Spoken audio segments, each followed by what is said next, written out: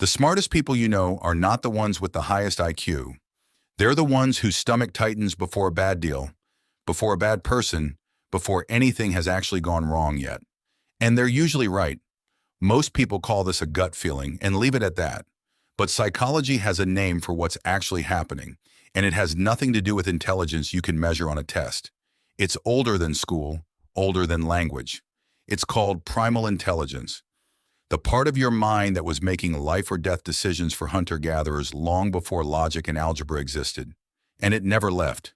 It's still running underneath everything you do, quietly overriding your rational brain more often than you realize. Today, 9 signs that this primal system is still fully active in you. And the 9th one is the sign most people spend their whole lives trying to suppress, when it might actually be the smartest part of them. Sign 1. Your gut reacts before your brain finishes the sentence.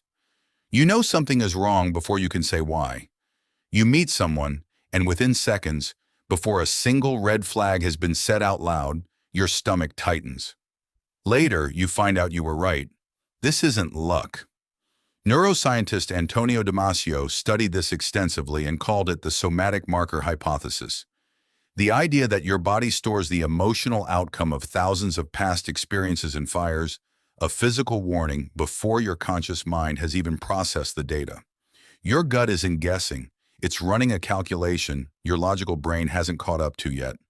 If you've ever ignored that feeling because you couldn't justify it on paper and later regretted it, that wasn't weakness. That was your oldest, fastest decision-making system trying to protect you. Sign 2. You clock the exit before you sit down. Without thinking, you know where the exits are. You walk into a restaurant, and some part of you has already mapped the room. Who's near the door, where you'd go if something happened, who feels off. You've probably never told anyone you do this because it sounds paranoid. It isn't. This is what researchers call environmental scanning, and it's one of the oldest survival behaviors in the human brain, wired into a part of the amygdala that never fully stood down after 100,000 years of predators. You're not anxious. You're equipped. The world just rarely asks you to use it anymore. Sign 3. You feel exclusion like a physical wound. Being left out doesn't just hurt your feelings. It actually hurts. Psychologist Naomi Eisenberger found that social rejection activates the exact same brain regions as physical pain. For most of human history, being excluded from the tribe wasn't an inconvenience, it was a death sentence. No group meant no food, no protection, no survival.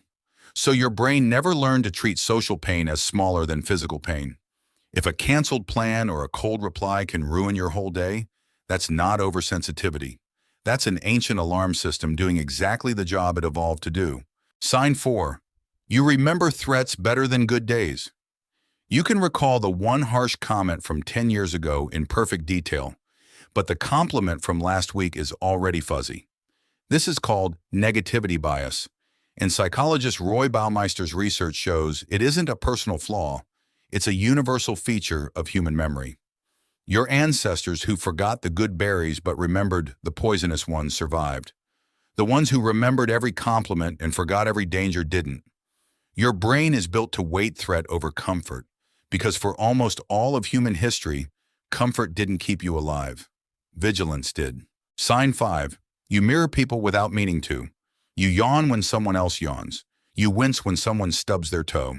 You catch someone's mood before they've said a word, and somehow it becomes yours too. This is your mirror neuron system, first identified by neuroscientist Giacomo Rizzolatti, and it's one of the most primal pieces of social wiring humans have. It doesn't just help you understand other people, it made cooperative survival possible in the first place, because a group that could feel each other's fear or pain in real time could act as one organism instead of scattered individuals. If you absorb the emotional temperature of every room you walk into, that isn't a boundary problem. That's a survival tool still doing its job in a world that no longer depends on it the way it used to. Sign 6.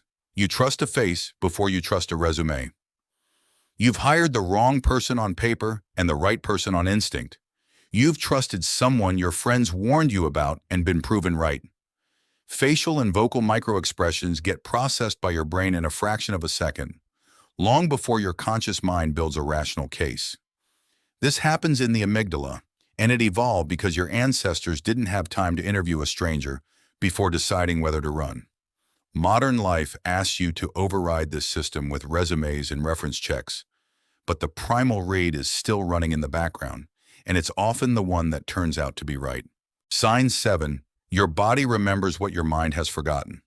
Certain smells, sounds, or places bring back a feeling before a single memory arrives.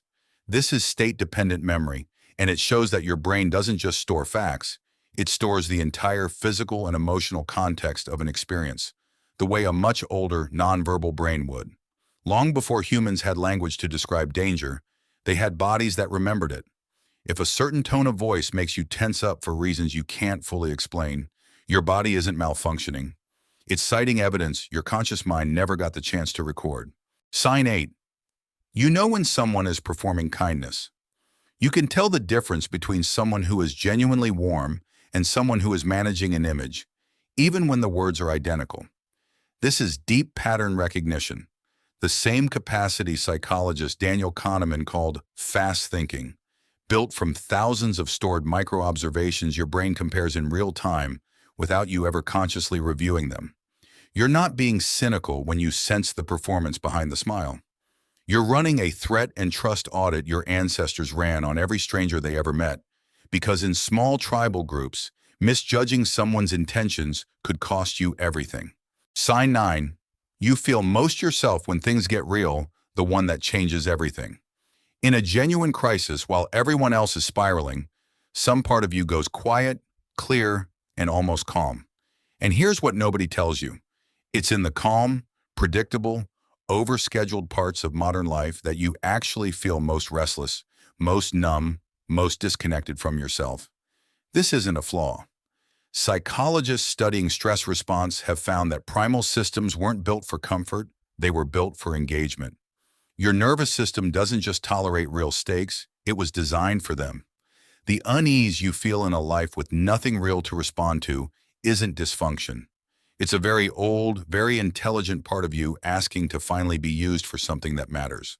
Here's what all 9 of these signs have in common. Every single one of them gets mistaken for a problem by the modern world. The gut feeling gets dismissed as irrational. The room scanning gets called paranoid. The sensitivity to rejection gets called weak. The instinct about people gets called judgmental. But none of it is broken. It's ancient. It's the operating system that got your entire species here, still running quietly underneath a world that forgot it was ever needed. If you recognize yourself in more than a few of these, you're not imagining it. You're not overreacting to a world that has outgrown instinct. You're carrying an intelligence older than language, and it has been trying to protect you the entire time. Drop a comment with the sign that hit you the hardest. I read every single one. I'm your channel name. If this is the kind of thing that helps you understand your own mind a little better, you already know what to do.